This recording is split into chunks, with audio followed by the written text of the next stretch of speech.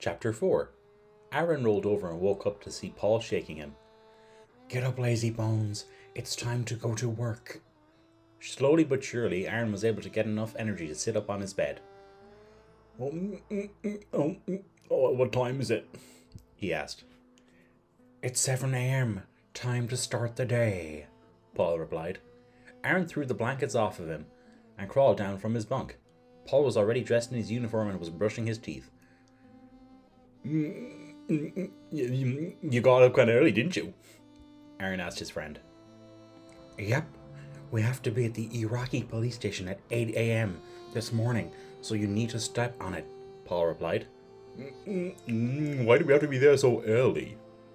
"Because I have to direct traffic today and expect it to be a bit heavier this morning because of the new troops coming through."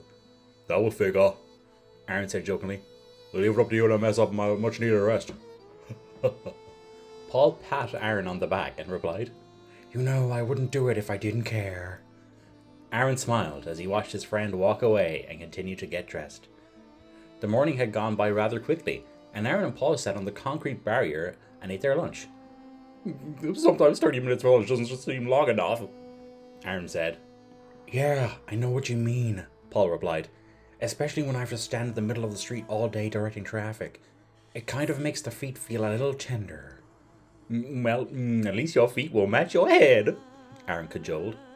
"I can't let you be the only one with a tender brain," Paul retorted.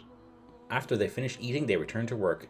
Aaron looked forward to the end of the day when him and Paul could go back to the base and give their feet a well-deserved rest. At 2 p.m, Aaron came out of the police station, walked to the Humvee, and stood waiting for Paul to join him for their afternoon's break. Paul saw Aaron and signaled to him that he would be right with him. Aaron waved back to him and turned to open the door to the Humvee when he heard a gunshot. He quickly turned around and looked at his friend. Paul stood there with his hand above his heart and to the left. He looked up at Aaron, stumbled 2 steps towards him into the road, and then collapsed.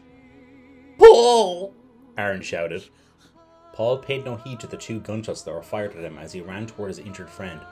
When he reached Paul, he bent over and helped his friend to his feet and helped him get behind a car that had been abandoned in the middle of the street after hearing the gunfire.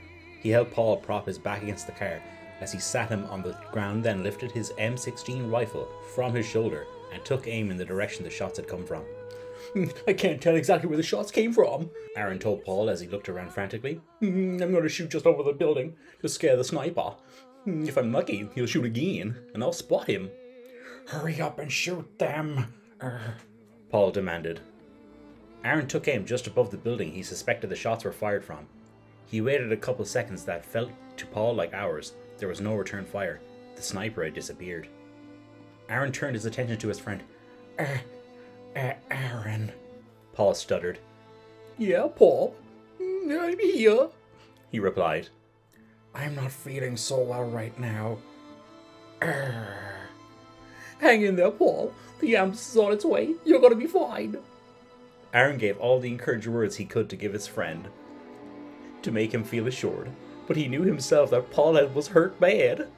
The ambulance arrived and moved Paul into the back and began sticking him with IV needles and setting tubes in place on the way to the base hospital. They did everything they could to help keep him stabilized until they got him set up properly at the hospital. Aaron sat in the waiting room with his hands folded in prayer and tears falling from his eyes, unsure of what he would do if his friend had been there for him through the hardest times were to die. He raised his head after ending his prayer with "Amen." All he could do was wait. He paced back and forth in the waiting room. Minutes seemed like hours, and hours seemed like days as Aaron waited a word about Paul's condition. 7:45 p.m, the doctor came to the waiting room. He gave Aaron an apologetic look, and Aaron knew that his best friend had perished. "We did everything we could. We thought for a while that he might pull through, but there was just too much of loss of blood from his main artery," the doctor explained. Aaron turned and walked out of the hospital in silence. He spent that night in Paul's bed and let the rain of tears put him to sleep. He was awakened by Baker, letting him know that Sergeant Buchanan had called him over the intercom to come into his office. After forcing himself to get up from the bed, he looked down at Paul's bed and remembered he had fallen asleep there last night because of the loss of his friend, and blocked his mind from going any further in memory to prevent breaking down in tears again. The loss had taken its toll on Aaron. He had done all he could do at that time to get Paul to the hospital at the time, but he still couldn't help himself but beat himself up with what if questions. What if I would have just kept running once he had him on his feet after I helped him up from being shot? What if I would have called in for an ambulance before running out to help him to safety? What if I had been paying more attention at the time to the surroundings? Why wasn't I paying more attention to the surroundings? Why wasn't he wearing our bulletproof gear? He would have been alive right now if he would have our bulletproof gear on. After a moment, he realized that the questions he had were endless, and he just couldn't understand. He was overwhelmed by the whole thing and was mentally drained right now. He pulled his mind away from the incident the best he could and continued to get dressed. He moved himself to the latrine to shave and brush his teeth. While standing in front of the mirror shaving, his mind got lost in thought again as he stared blankly at his reflection.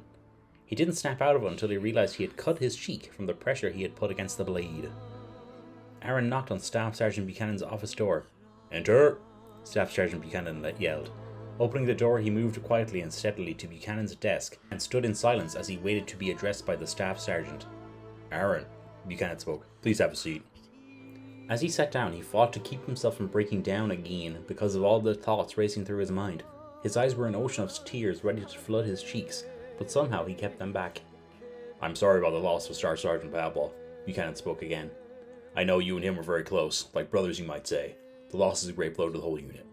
I've written his family and need to ask if you can pull together his personal items to be shipped back to his home."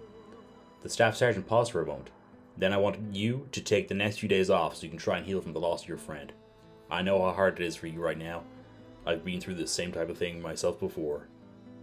"Yes, sir," was Aaron's only response as he lifted himself up off the chair and moved towards the door. "Aaron?" Buchanan spoke before Aaron could get out the door. Aaron turned around to look at the Staff Sergeant. "Yes, sir." "If you need someone to talk to, Aaron, you're more than welcome to come to me," Buchanan stated to let Aaron know that he was there for him. "Thank you, sir." Aaron walked back to his dorm where he slowly began the painful task of putting together Paul's personal belongings to be shipped back home to his family. He kept the one picture that he had of him and Paul that was taken in front of the Humvee that they always rode in. When he had all of Paul's personal effects together, he brought them to Staff Sergeant Buchanan and returned back to his bunk, where he spent the rest of the day and night in bed, most of the time staring off into space while his mind wandered through the past. Aaron returned to work a few days later. Still not back to himself, he returned to work anyway. As hard as he tried to let things return normal for himself, he felt it was near impossible without Paul there with him. There were times where Aaron had some close calls of being shot or blown up because his mind would drift back to watching Paul get shot and falling on the ground before him. He began having a hard time focusing on his job, but no longer felt anything when he killed or had witnessed someone else being killed, including those from his own unit. Finally, the strain became too much as he was in the field one day and witnessed 3 children that were playing with a ball become insurgent targets and were blown up only 30 feet from where he stood. Aaron stood paralysed and had to be moved physically by 2 unit teammates. As they grabbed his arms to haul him to safety, Aaron began to resist and try to run towards the departed children, but his 2 teammates overpowered him and forced him to safety.